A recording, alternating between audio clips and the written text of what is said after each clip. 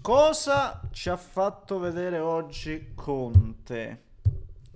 Come dicono quelli moderni, cosa ha cucinato, cosa cucina e cosa sta cucinando. Ecco, scegliete il tempo verbale che preferite.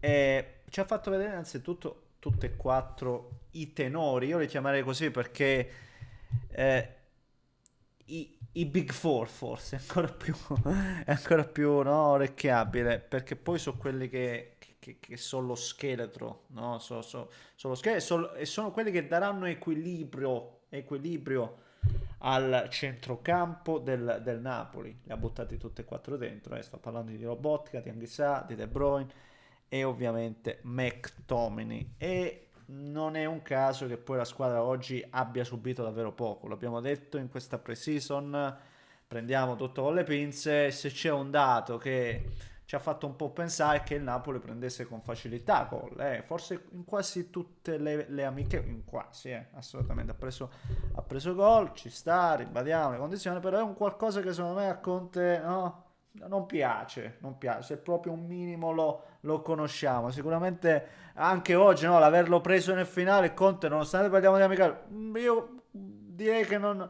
ha gradito.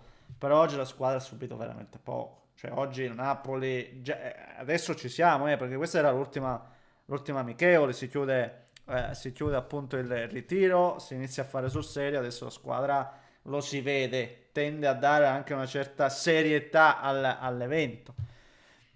Eh, a tratti non sembrava neanche questa un'amichevole perché, perché vedevo anche botte da Orbi.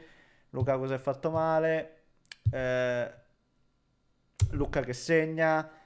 Politano sottovalutatissimo. Ne abbiamo di cose da dire. Sì, ne abbiamo di cose da dire. Ne parliamo, signori miei. Prima come al solito, like al video. Che sto facendo? Ma che cavolo fa? No, ma allontano, va, scusate. Se volete potete lasciare un like per il solito algoritmo, perché no, iscrivetevi al canale per seguire i prossimi contenuti. Di non attivate la campanella, vi ringrazio per il seguito e il vostro supporto che è immancabile su TikTok, su Instagram, su YouTube, su Facebook. Siete praticamente ovunque e siete sempre più calorosi. Lo dico, ma non lo dico tanto per, veramente grazie, grazie, grazie perché ci siete, perché ci siete qua su YouTube siamo 233.000 qua, se andiamo verso i 235.000 ci siamo fissati l'obiettivo di arrivare a 250.000 per fine anno e siamo veramente in linea, quindi grazie davvero di cuore, grazie, grazie, grazie. Eh, allora, Napoli Olympiacos, lo dicevo prima, non sembrava una amichevole perché a un certo punto veramente botte, botte, poi su Rachmani è entrato in campo anche Conte, perché giustamente parliamo di un'amichevole, farsi male stupidamente dopo tanti interventi duri non avrebbe non ha alcun senso. Invece, veramente a un certo punto la partita è diventata un po' tesa e sfociata un po' la rissa, ma ovviamente nulla neanche di poi così interessante dal punto di vista nel parlarne, perché poi fortunatamente non si è fatto male nessuno per questioni non muscolari. Invece Lukaku qualche problemino l'ha accusato, problema muscolare alla coscia sinistra, se ho capito bene. E non so l'entità, non sappiamo, ma di certo rallenta un po' il processo e magari, perché no, darà fin da subito più spazio a Luca, vedremo ovviamente. Luca che si è fatto trovare pronto segnando quest'oggi, ma quanto è alto Luca, è una roba incredibile soltanto a vederlo. Ma per quanto mi riguarda, ancora una volta, le certezze, oltre a De Bruyne, che è il giocatore che tocca tanti palloni, che lo vedi, no? E dentro sta iniziando veramente a carburare, ha fatto nello stretto un paio di robe quando è tornato dietro e poi l'hanno atterrato, però vedi come tratta la palla, sta anche lui carburando, non è al top ancora De Bruyne, può fare tante altre cose, anzi deve fare tante altre cose e nell'attesa di trovarlo al massimo, io ancora una volta l'occhio lo butto su Politano, che ribadisco è il più sottovalutato di tutti, lo dicevo tramite una storia su Instagram. per me è il più sottovalutato di tutto, perché se parli con tanti napoletani, ho visto i commenti nella passata stagione, alla prima intoppo, alla prima Politano non vive, non gode della fiducia, non lo so perché magari alcune volte sì, fa sempre la stessa giocata e oggi ha portato a un gol bellissimo, veramente bello, tiro a giro fantastico, però è un giocatore di spessore ragazzi, perché è un giocatore efficace, un giocatore affidabile, un giocatore che porta equilibrio e la squadra con lui gira e per me è il titolare, poi va per Neres, Noah Lang, tutto quello che pare, ma il titolare per me è sempre Politano, ovviamente parlo della corsia di destra, poi si alternerà, vedremo, non lo so se farà qualcos'altro il Napoli lì davanti, vedremo, ma Politano offre delle garanzie. E come dicevo prima, i Big Four, no, hanno portato equilibrio, assolutamente sì, questo 4-4-2, 4-4-1-1, sì, sì, sì, che poi in alcune volte in fase di possesso non possesso del 4-3-3, ovviamente adesso è anche stupido parlare di moduli perché è sempre una questione di caratteristiche di come poi i giocatori si muovono in campo con e senza palla. McTominay però oltre al portare equilibrio io lo vedo sempre uno come deve andare uno che deve andare a chiudere l'azione, uno che deve andare a riempire l'area. Oggi per esempio è stato portato a fornire l'assist per Luca, è stato bravo anche in questo, assolutamente.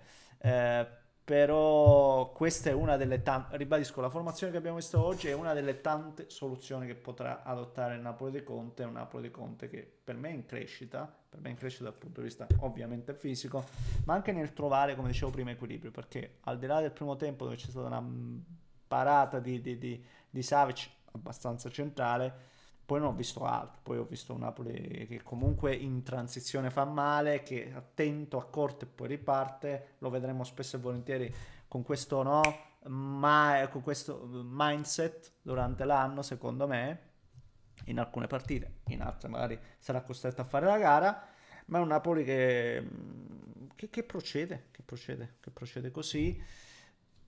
Papera nel finale, no Papera, errore di Milinkovic Savic nel finale perché va a uscire e poi rimane la palla là praticamente, c'era già Rachmani, secondo me è un'uscita un po' no, goffa se vogliamo e prende gol. Io l'ho già detto, per me è un ottimo portiere Milinkovic Savic, assolutamente sì, eh, ma il Napoli ha già un portiere ottimo che è Meret, quindi io confermo la mia tesi, cioè non ho altro da aggiungere. Per me non lo so, ecco, l'unico dubbio che ho, e in questo però deve dimostrare ancora una volta, e magari lo farà, di aver ragione Conte, l'unico dubbio che ho è proprio creare questa competitività tra i portieri, non lo so, onestamente non lo so se gioverà al Napoli, non lo so, lo vedremo ovviamente. Starei qui a parlare anche un po' della conferenza fatta da Conte. Qualcuno me l'ha chiesto in passato, ma non parli di.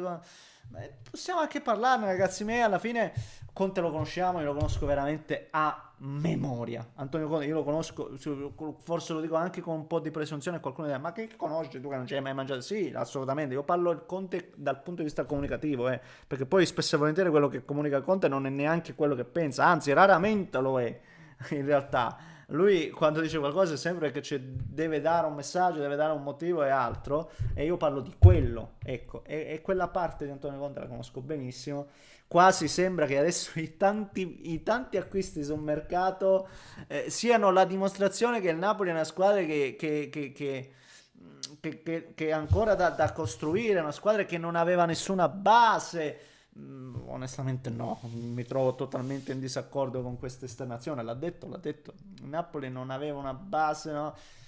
Io inorridisco quando sento queste cose, è vero, si parla di Kvara venduto a 70 milioni e di Noah Lang preso a 25, quindi è un giocatore su cui dobbiamo lavorare. In realtà il Napoli anche quando ha comprato Kvara l'ha preso per quanto? 10 milioni, qualcosina in più.